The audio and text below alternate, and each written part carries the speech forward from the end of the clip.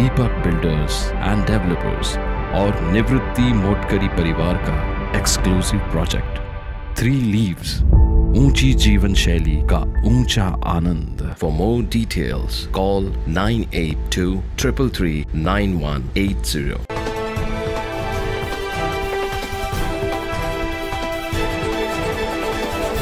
नाशिकमध्ये 1999 पासून सुरू असलेल्या रायफल आणि एअर पिस्टलची 2001 मध्ये भीष्मराज बाम सर यांनी एअर टार्गेट शूटर असोसिएशनची स्थापना केली। हा खेळ ऑलिम्पिक क्रीडेचा खेळ असल्यामुळे मुलांचा आत्मविश्वास वाढून त्यांना अभ्यासात देखील याचा फायदा होतोय। Excel Target Shooter Association Bhishmaraj Bam memorial shooting Range मध्ये आजपर्यंत शेकडो खेळाडू तयार झाले। सध्या असोसिएशनचे अध्यक्ष शशिकांत पारख हे आहेत। या खेळाची अधिक माहिती लोकांपर्यंत पोहोचावी म्हणून असोसिएशनच्या वतीने नाशिकच्या ठक्करडोम येथे हे प्रदर्शन लावलंय। खानदेश महोत्सवात लेझर गन शोचे प्रात्यक्षिक दाखवले जाते।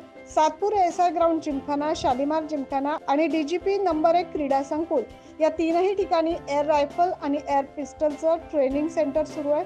शिवछत्रपती हा महाराष्ट्र शासनाचा क्रीडा पुरस्कार प्राप्त आणि आंतरराष्ट्रीय पंच आणि एक्सेल टार्गेट शूटर्स असोसिएशन व जिल्हा नेमबाजी क्रीडा संघटनेच्या सचिवपदी असलेल्या श्रद्धा नालमवार यांच्या मार्गदर्शनाखाली खेळाडू एअर रायफल आणि एअर पिस्टलचं ट्रेनिंग करतात, त्याचा सराव करतात, अशी माहिती या प्रसंगी देण्यात आली।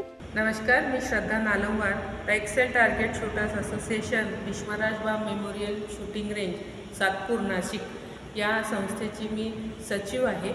आमच्या इथे 10 मीटर एअर रायफल व एअर पिस्तूल आणि 25 मीटर रायफल 25 मीटर पिस्तूल या क्रीडा प्रकारांचं प्रशिक्षण दिलं जातं। आमच्याकडे आजपर्यंत अनेक खेळाडू घडलेले आहेत। 2001 मध्ये भीष्मराज बाम सरांनी या संस्थेची स्थापना केली आणि त्यानंतर इथून अविरत अनेक खेळाडू घडलेले आहेत, अनेक पदक विजेते खेळाडू घडलेले आहेत आणि इथे आत्ताही आमच्याकडे राष्ट्रीय खेळाडू, राष्ट्रीय पदक विजेते खेळाडू सराव करतायत। आमच्याकडे कमीत कमी 10 वर्षाची वयाची अट असते की ज्याच्यामध्ये मुलं एनरोल करू शकतात, मुलं मुली, आणि त्याच्यानंतर वयोमर्यादा या नेमबाजी खेळायला नाही आहे। म्हणजे तुम्ही 75 वर्षाचे जरी असाल तरी तुम्ही हा खेळ खेळू शकता आणि कॉम्पिटिटिव्ह लेवलला खेळू शकता। आम्ही त्या दृष्टिकोनातून सर्वांची तयारी करून घेतो।